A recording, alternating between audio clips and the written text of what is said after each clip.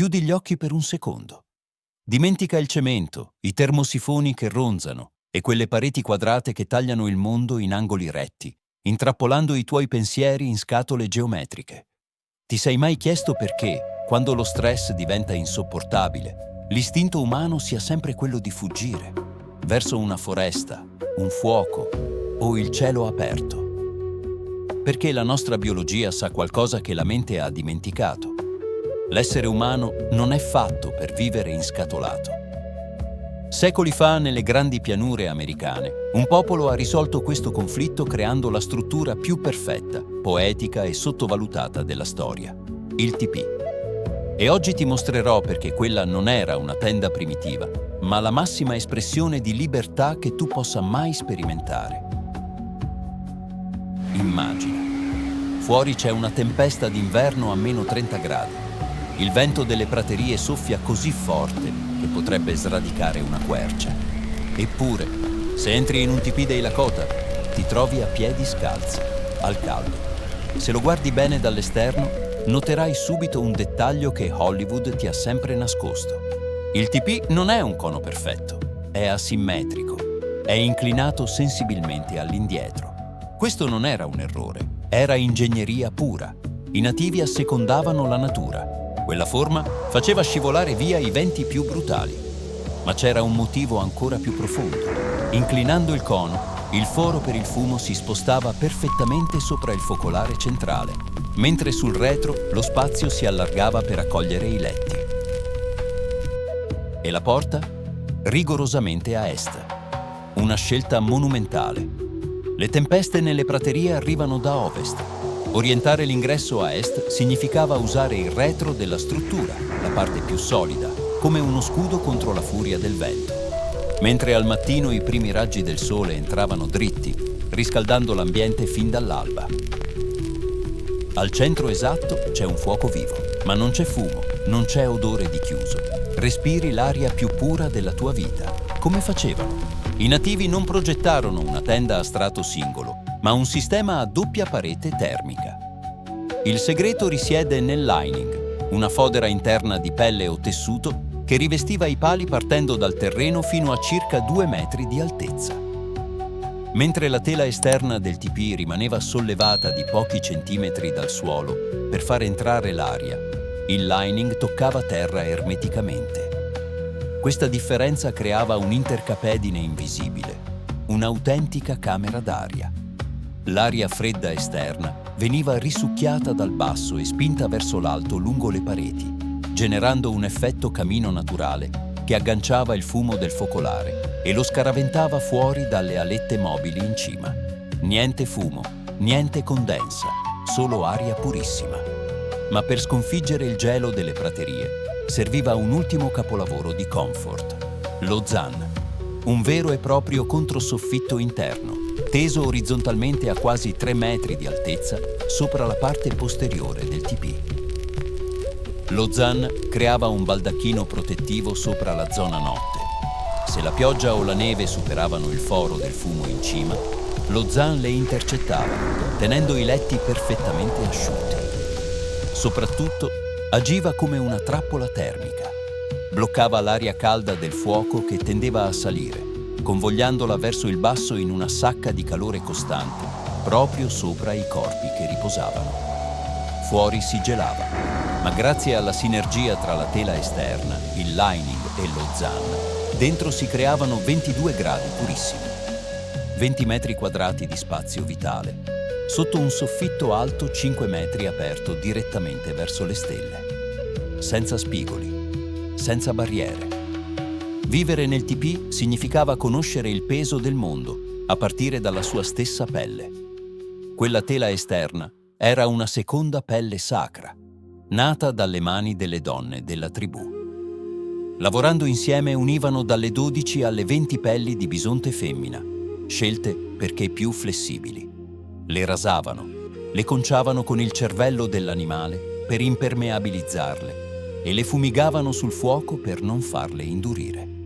Poi, con aghi di osso e fili ricavati dai tendini del bisonte, le cucivano insieme modellando una maestosa tela a mezzaluna, simbolo dei cicli lunari e della fertilità. Per l'intelaiatura non si usava un legno qualunque. I nativi affrontavano lunghi viaggi verso le montagne per raccogliere i tronchi di pino contorto, chiamato non a caso pino da pali. Cercavano alberi giovani che crescevano in fitti boschi, costretti a svilupparsi stretti, altissimi e perfettamente dritti. Venivano scortecciati e levigati a mano finché non diventavano lisci come lance, leggeri da trasportare ma incredibilmente flessibili, capaci di flettersi sotto la furia del vento senza mai spezzarsi.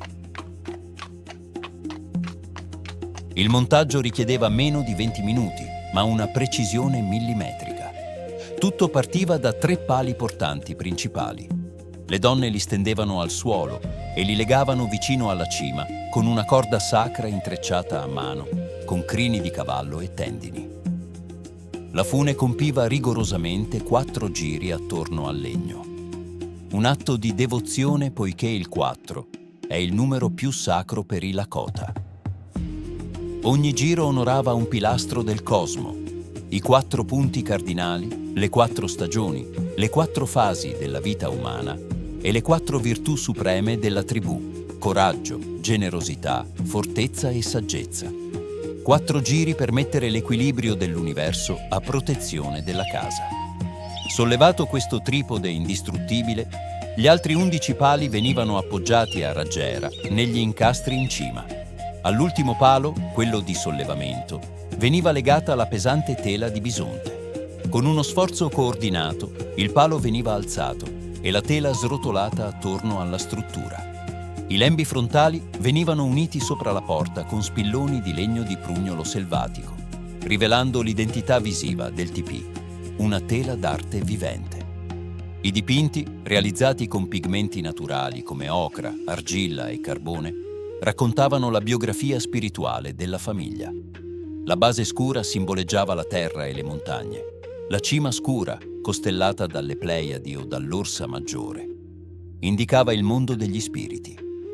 Nel mezzo l'uomo dipingeva le proprie gesta e gli animali totemici apparsi in sogno.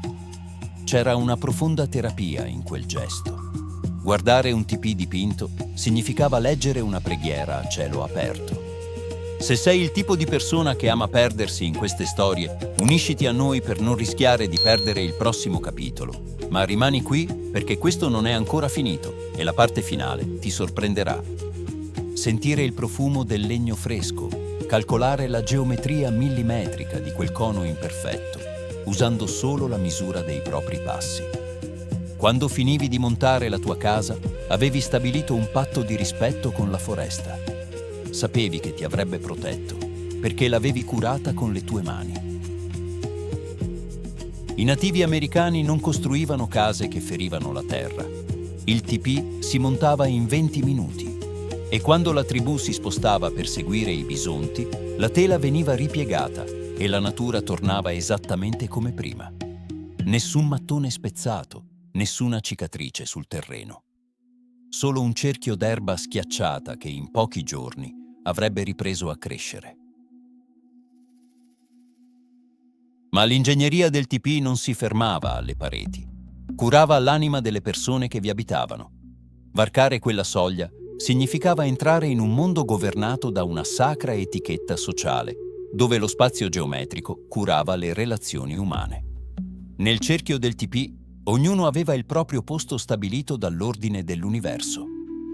L'onore più grande spettava alla parte posteriore, l'area opposta all'ingresso, il posto dei nonni e degli anziani, custodi della saggezza della tribù. All'interno non si urlava, non si interrompeva mai chi stava parlando e il silenzio non era imbarazzo, ma una forma di profondo rispetto.